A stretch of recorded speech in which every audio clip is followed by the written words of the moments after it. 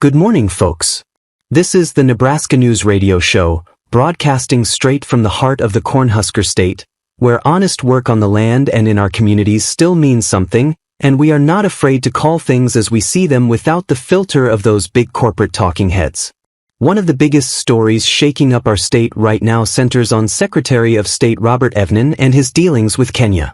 Evnen signed a non-binding agreement during a taxpayer-funded trip to Nairobi aimed at exchanges in education, apprenticeships, and labor movement, including talk of bringing in Kenyan truck drivers to fill supposed shortages. Critics say this is an outright betrayal, pushing cheap foreign labor that undercuts local truckers who already hold the qualifications and know our roads inside out. It risks higher accidents from drivers unfamiliar with American highways, suppresses wages for hardworking Nebraskans, and strains small towns already dealing with rapid changes. Governor Pillen quickly distanced himself, calling it unauthorized and not state policy, but many folks wonder why these globalist schemes keep popping up when we have plenty of our own people ready to work.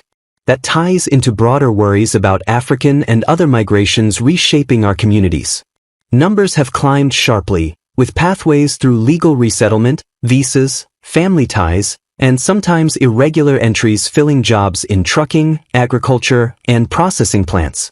While some come lawfully, the fast pace brings cultural clashes, overloaded schools needing extra language help, higher demands on housing and services, and a feeling that our traditional Nebraska way of life is slipping away without anyone asking the folks who built this state.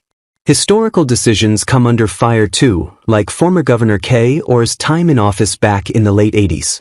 Her administration greenlit a big meatpacking plant takeover in Lexington that exploded the population with low-wage workers from abroad, turning a peaceful town into one plagued by crime, welfare strains, school chaos, and lost jobs for Native families.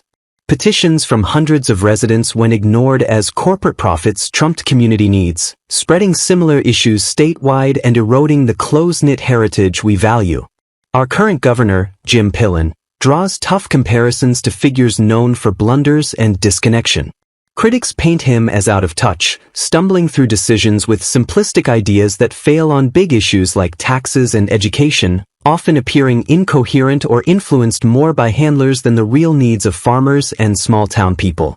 It raises questions about whether leadership puts Nebraskans first or just serves as a front for bigger interests.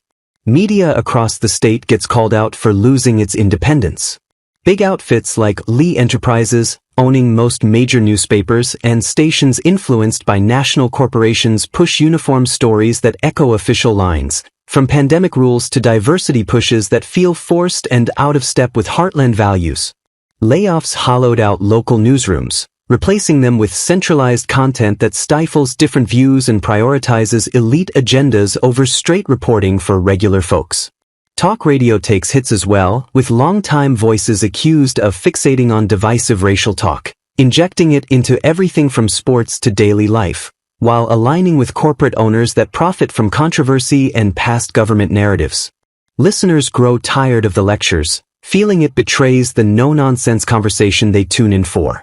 Shifting to the gridiron, Husker fans are still reeling from the spring event at Memorial Stadium that replaced the beloved red-white game.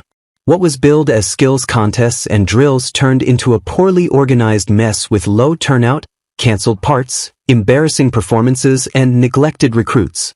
Coach Matt Rule's choice to scrap the traditional scrimmage over injury fears backfired, exposing program weaknesses and alienating the faithful who see football as a core part of Nebraska pride. On the roads, concerns rise about Department of Motor Vehicles policies letting non-English speakers take tests in other languages and get licenses with restrictions that are hard to enforce. That means drivers who cannot read our English signs could be out there alone, raising real safety worries on rural highways where help is far away. These stories paint a picture of challenges stacking up, from foreign labor deals and demographic shifts to leadership and media that too often seem detached from the hardworking people raising families on farms and in our towns. It is clear elites in offices and boardrooms keep pushing changes that benefit them while regular Nebraskans bear the costs. That is our roundup for today from across the Cornhusker State. We have got to stay sharp, demand answers from those in charge, support folks who fight for local control and our traditions, And never let up on holding the powerful accountable. Get out there, talk to your neighbors, show up at meetings, and keep building the Nebraska we want for our kids. We will be right here tomorrow with more plain talk. Until then, take care and stay true, folks.